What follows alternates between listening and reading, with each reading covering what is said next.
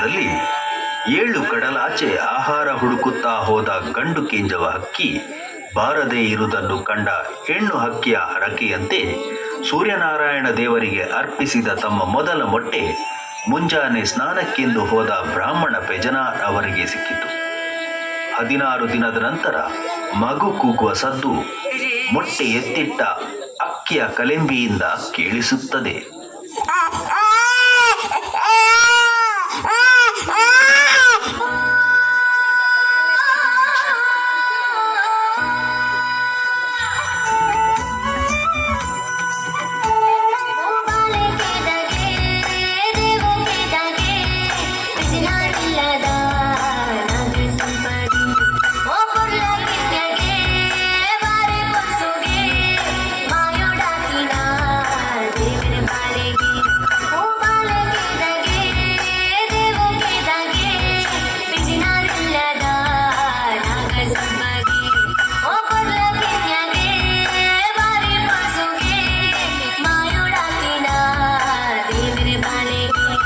ಮದುವೆಗೆ ಮೊದಲೇ ಋತುಮತಿಯಾದ ಬಾಲಕಿ ಸ್ವರ್ಣ ಕೇದಗೆಯನ್ನ ಸಂಪ್ರದಾಯದಂತೆ ಕಣ್ಣಿಗೆ ಬಟ್ಟೆ ಕಟ್ಟಿ ಕಾಡಿಗೆ ಬಿಡುತ್ತಾರೆ.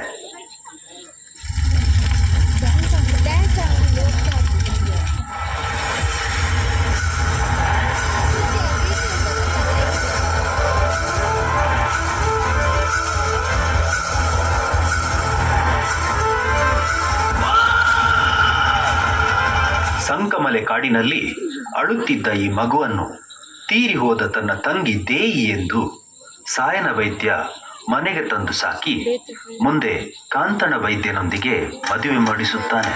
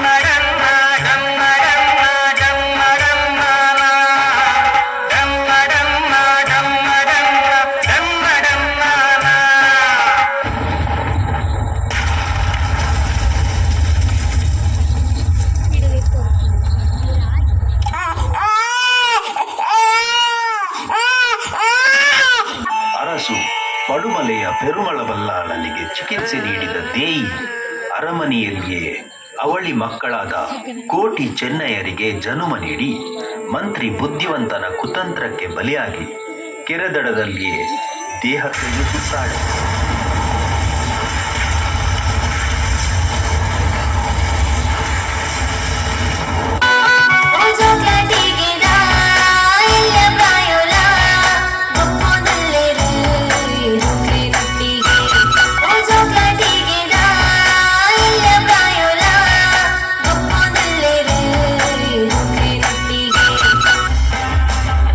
ಬಾಲ್ಯದ ಚೆಂಡಾಟಗಳಿಂದಲೇ ಅವಮಾನಕ್ಕೆ ಒಳಗಾಗುತ್ತಿರುವ ಕೋಟಿ ಚೆನ್ನಯ್ಯರು ಗರಡಿ ಕಾಳಗ ವಿದ್ಯೆಯಲ್ಲಿ ಅಪಾರ ಪರಿಣತಿ ಪಡೆಯುತ್ತಾರೆ.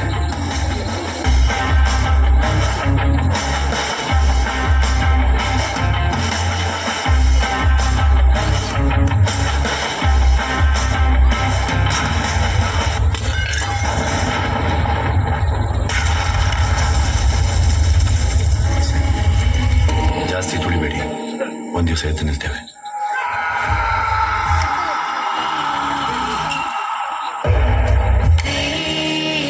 ತಮ್ಮ ತಾಯಿಯನ್ನು ಕೊಂದ ಕುತಂತ್ರಿ ಬುದ್ಧಿವಂತನನ್ನು ಎದೆ ಬಗೆದು ಕೊಂದು ಹಾಕುತ್ತಾರೆ.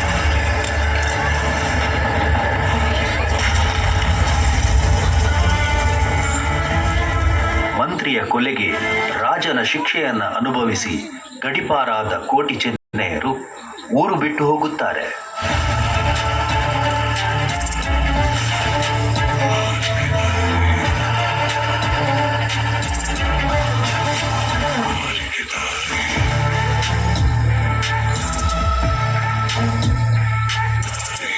ಪಂಜದ ಊರಿನಲ್ಲಿ ಅಕ್ಕ ಕಿನ್ನಿದಾರು ತಮ್ಮಂದಿರಾದ ಕೋಟಿ ಚೆನ್ನಯ್ಯರನ್ನ ಪ್ರೀತಿಯಿಂದ ಸಲಹುತ್ತಾಳೆ.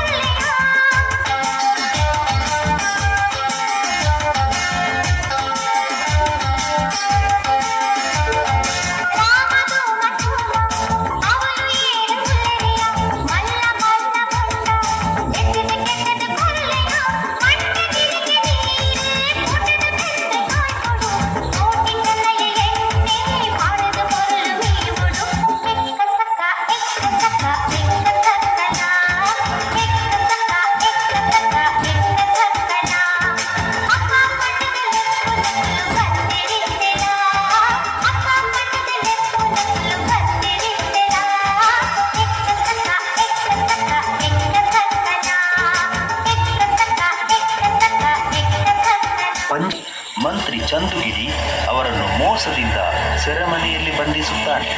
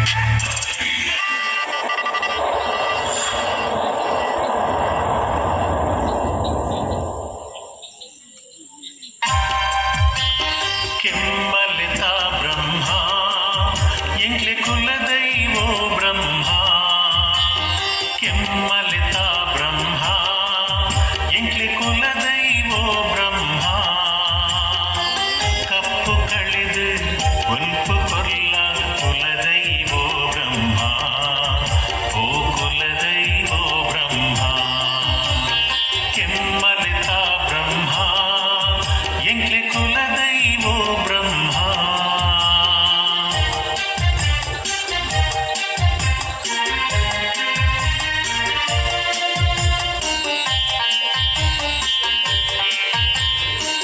ಅಪ್ಪೆ ಪಂಡಿನ ಪರಕೆ ಎಂಕ್ಲು ಪೊರ್ಲುಡ ಸಂದಾದ. ಅಪ್ಪೆ ಪಂಡಿನ ಪರಕೆ ಎಂಕ್ಲು ಪೊರ್ಲುಡ ಸಂದಾದ. ತಪ್ಪು ಮಲ್ಪಿನ ಬಾಲೆಲಿನ ಮಾಪು ಮಲ್ಪೊಡು ಕುಲ ದೈವ. ದರ್ಶನ ಕೊಲ್ಲಾವೋ ದೈವ ಕೆಮ್ಮಲಿತ ಬ್ರಹ್ಮ. ಎಂಕ್ಲೆ ಕುಲ ದೈವೋ ಬ್ರಹ್ಮ.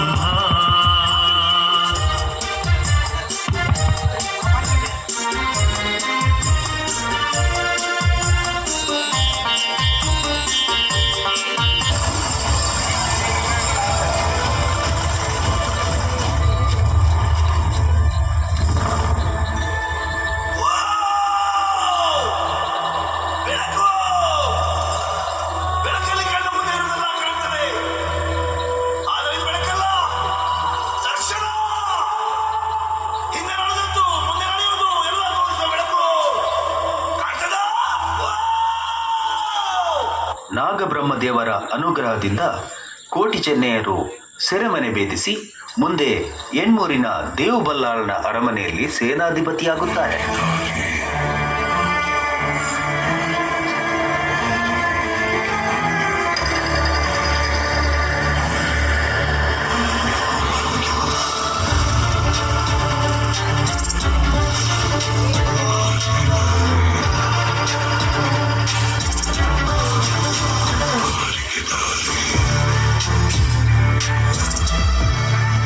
ಎಣ್ಮೂರು ಮತ್ತು ಪಂಜದ ಘೋರ ಯುದ್ಧದಲ್ಲಿ ಕೋಟಿ ತನ್ನ ಸುರ್ಯದಿಂದ ಪಂಜದ ಮಂತ್ರಿ ಚಂದುಗಿಡಿಯ ತಲೆ ಕಡಿದು ಆಕಾಶಕ್ಕೆ ಹಾರಿಸುತ್ತಾನೆ.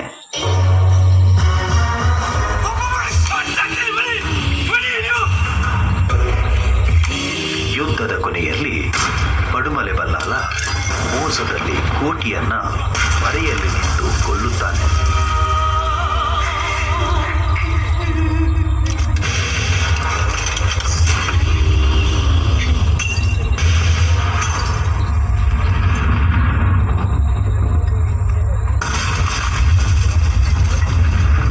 ಪಿತೃ ಸಮಾನರಾದ ಬಲ್ಲಾಳರಿಂದಲೇ ಕೊಲೆಯಾದ ಅಣ್ಣ ಕೋಟಿಯ ಮರಣಕ್ಕೆ ದುಃಖಿಸಿದ ಚೆನ್ನಯ್ಯ ದೊಡ್ಡ ಬಂಡೆಕಲ್ಲಿಗೆ ತಲೆ ಬಡಿದು ಸಾಯುತ್ತಾನೆ.